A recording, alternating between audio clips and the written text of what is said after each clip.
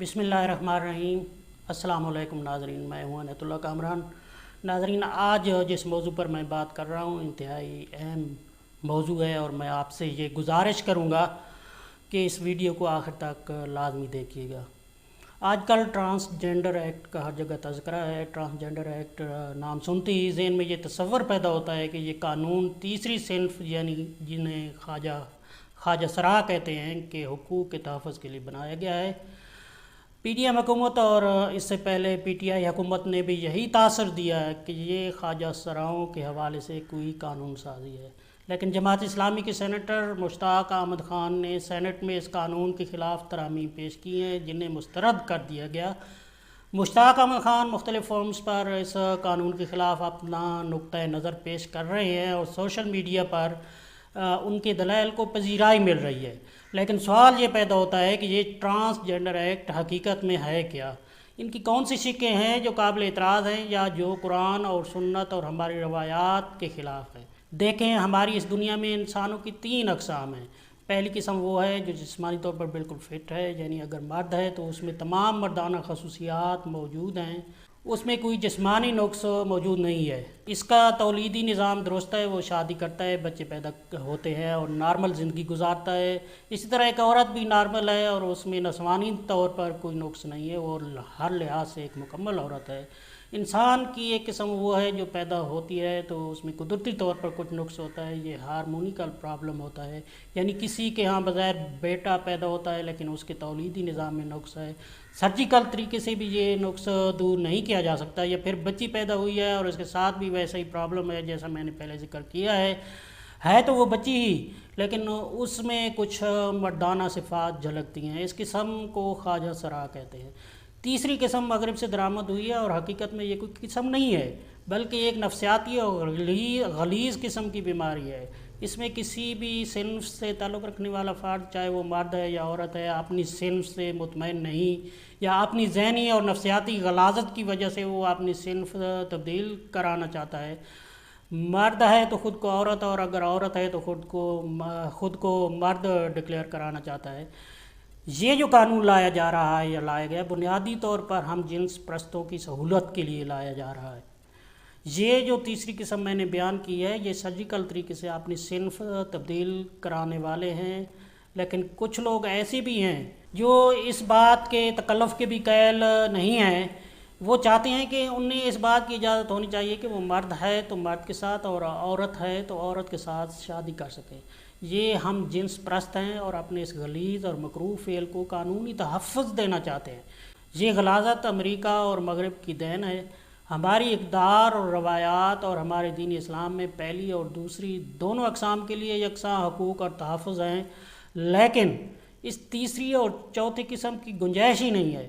आप ज़रा तसव्वुर करें कि एक मर्द नादरा में जाकर अपनी जिन्स में मॉडिफिकेशन करा के ख़ुद को औरत डिक्लेयर कर दे, रहेगा तो हकीकतन वो मर्द, लेकिन कानून उसे औरत तस्लीम करेगा। वही मर्द जो अब कानून के मुताबिक औरत बन चुका है किसी मर्द के साथ शादी करेगा तो क्या होगा।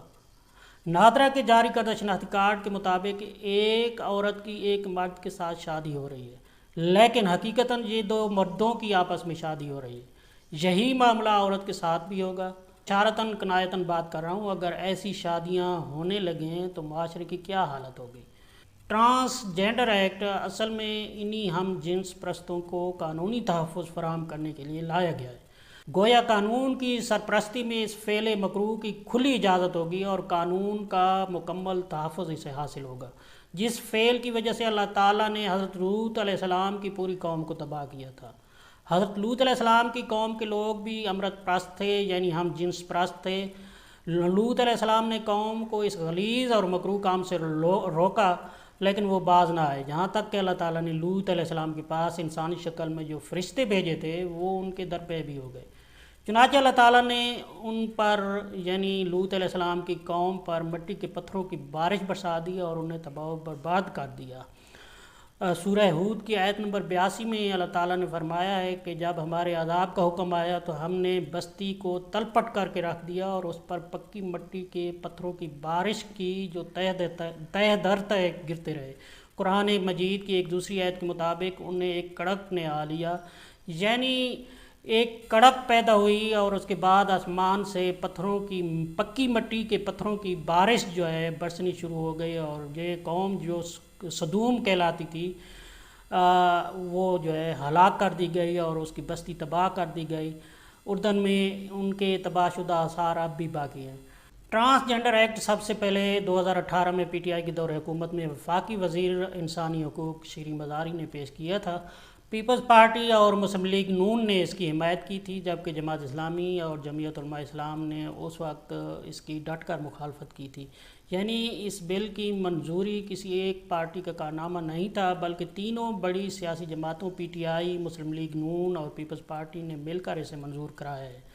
اقتدار کی خاطر ایک دوسرے کے خلاف برسر پیکار پارٹیاں اس قانون کی منظوری کے لیے یکجا اور ایک پیج پر ہیں، اور اس کا ایک ثبوت یہ ہے کہ سینیٹر مشتاق احمد خان کی ترامیم بلاک کرنے والی خاتون کا تعلق پی ٹی آئی سے ہے، اور محترمہ کا فرمانا ہے کہ اس قانون کی منظوری سے امریکہ بڑا خوش ہوا ہے۔ جی ہاں، یہ کہنا ہے اس پارٹی کے ایک وفاقی وزیر کا، جو پارٹی ڈھول بجاتی رہی ہے اور اب بھی بجا رہی ہے کہ ان کی حکومت کے خاتمے کی سازش میں امریکہ ملوث ہے۔ اس پارٹی نے اس قانون کی حمایت اس لیے کی کہ اس سے امریکہ کی خوشنودی حاصل ہو رہی ہے۔ ایک دوسرے کے خلاف گھٹیا الزامات لگانے اور الٹے نام رکھنے والی پارٹیاں اس سے پہلے بھی ایف اے ٹی ایف بل، گھریلو تشدد کے بل، اسٹیٹ بینک کو آئی ایم ایف کی غلامی میں دینے کے بل سمیت مغرب اور امریکہ کی پسندیدہ قانون سازی پر متحد رہے ہیں۔ اس قانون کے خلاف وحید اور توانا آواز جماعت اسلامی نے بلند کی ہے۔ جناب مشتاق احمد خان صاحب نے اس وقت کے وزیر داخلہ سے سوال کیا کہ جولائی 2018 جب سے یہ قانون منظور ہوا ہے، اس وقت سے لے کر جون 2021 تک کتنے لوگوں نے جنس کی تبدیلی کے لیے اپلائی کیا؟ وزارت داخلہ سے ملنے والا جواب انتہائی خوفناک ہے۔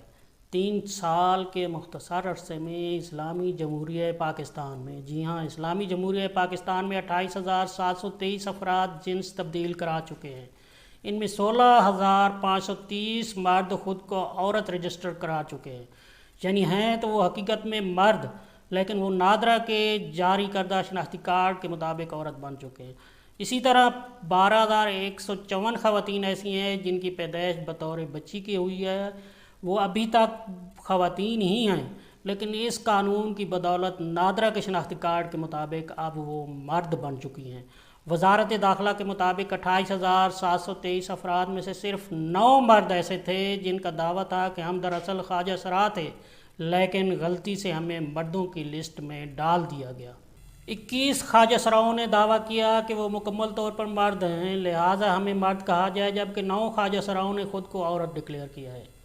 یہ قانون ہمارے معاشرے کو تباہ کرنے کی ایک گھناؤنی سازش ہے، اور اس سازش میں پی ڈی ایم میں شامل تمام جماعتیں اور پی ٹی آئی سب شامل ہیں، بلکہ ایک دوسرے سے بڑھ کر اس کی وکالت کر رہے ہیں۔ یہ قانون قرآن و سنت کے خلاف ہے، ہمارے کلچر، اقدار اور روایات کے خلاف ہے۔ یہ بل فحاشی پھیلانے کا قانونی اجازت نامہ ہے۔ یہ قانون ہمارے خاندانی نظام کو تباہ کرنے کا گھناؤنا منصوبہ ہے۔ یہ خواجہ سراؤں کے حقوق کے تحفظ کا بل ہرگز نہیں ہے، بلکہ اس بل سے خواجہ سراؤں کے حقوق پامال ہوں گے، ان کا استحصال ہوگا۔ یہ جو اس بل کے حوالے سے تاثر دیا جا رہا ہے کہ یہ خواجہ سراؤں کے حقوق کے تحفظ کا بل ہے، سفید جھوٹ ہے۔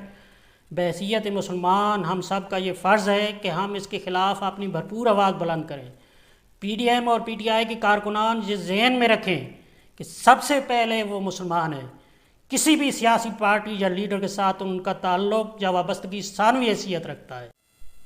اپنے پارٹی لیڈروں سے پوچھیں، اپنے پارٹی ممبران قومی اسمبلی اور سینیٹ سے دریافت کریں کہ آخر انہوں نے اس اخلاق باختہ بل کی حمایت کیوں کی ہے۔ یہ ہم سب کا عمومی طور پر پی ڈی ایم اور پی ٹی آئی کے کارکنان کا خصوصی طور پر فرض ہے کہ وہ اس غیر شرعی اور غیر اخلاقی بل کے خلاف آواز اٹھائیں، ورنہ یاد رکھیں پی ڈی ایم اور پی ٹی آئی کے کارکنان اچھی طرح سوچ لیں، کل حشر کے دن جناب رسول اللہ صلی اللہ علیہ وسلم سے آنکھ نہیں ملا سکو